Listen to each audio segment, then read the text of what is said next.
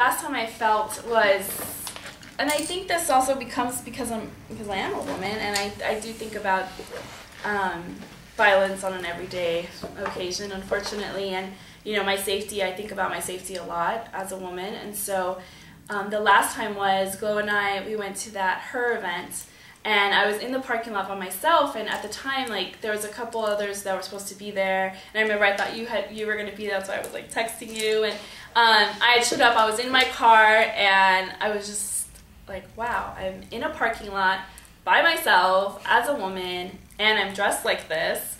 And that day I was like full on mini skirt with my boots up to here. So, and those thoughts came into my head like, crap, what am I going to do? Like, hopefully, and my doors were locked. So it is something that I think about. And even when Glow got there, I remember telling her, yeah, I was worried that you weren't going to show up because then I was going to have to walk in all by myself. And she's like, well, what's wrong with that, And I think that again, that's the difference between, like, males' experiences at times and females' experience. And just because you're a queer male doesn't mean that you necessarily think about the violence that can be inflicted on you. And so there you see the two experiences, how different they are, because I do worry, like, could someone overpower me? Of course, and could someone do something? Definitely. And so I don't know if, like, a lot of our male sisters really have that in their mind, and maybe they do, but there are definitely times where I'm just like, okay, it's great to have Glow next to me because she could kick anyone's ass.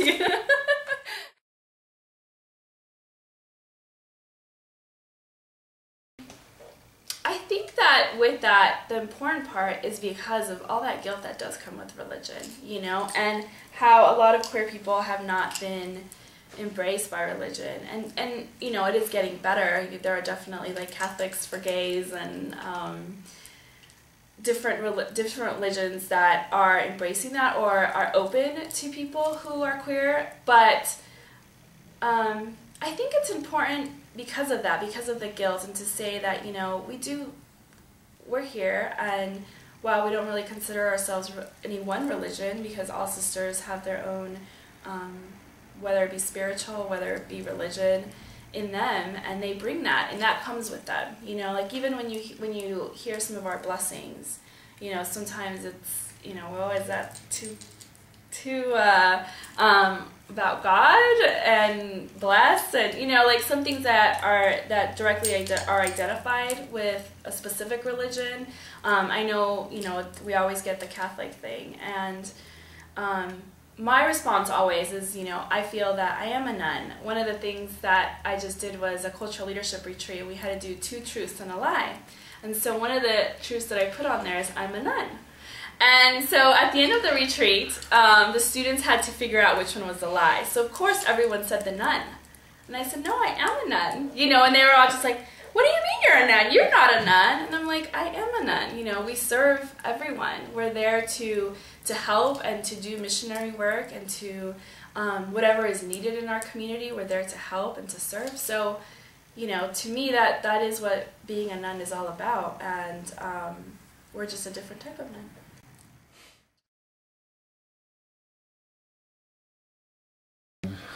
Well, Hope and I were the first sisters to come on board, and after the founding sisters. First virtues. Yes. So it was fun. It was definitely a journey, and I don't think anyone really knew. Like, I mean, they knew what the process was, but it was kind of figuring it out as we went, kind of a thing. I think the great part about it was that I was doing it with someone. So, Hope and I were going through this journey together in our own very different ways, but we were still being able to rely on each other to, when there was those times when we were frustrated, like, okay, what happens now? But, we had some really great mentors. Lucy was phenomenal. Every time, like, my first manifestation was with Lucy and getting ready at her house. And I remember, like, putting my first white face with makeup and thinking about, God, I'm not creative, and being corrected like 10 times about that, it is what it is, your face is your portrait, and you just put on it whatever you want. And dreaming about how am I going to do my face, what colors am I going to use, you know, am I going to use my whole face or just half of it, or, you know, I mean, that takes a lot of thought into it, and I was so scared that I wasn't going to look pretty enough or have enough colors, or, you know, because you see some of our sisters who've been doing this for so long and their faces are perfect as perfect can be. And if you look at Glow or Regine, I mean, their faces are amazing. And so figuring out, like, am I that creative that I can be able to, you know, look as great as they do in face? So, I mean, there are definitely some hard times, the times that you're just like, oh my God, am I going to do it? You know, am I going to make it? And thinking, wow, this is a commitment forever, you know, like, I cried when I took my vows, of course. I'm the crier, I'm the emotional one. But I own it now. I know I'm emotional, so that's great.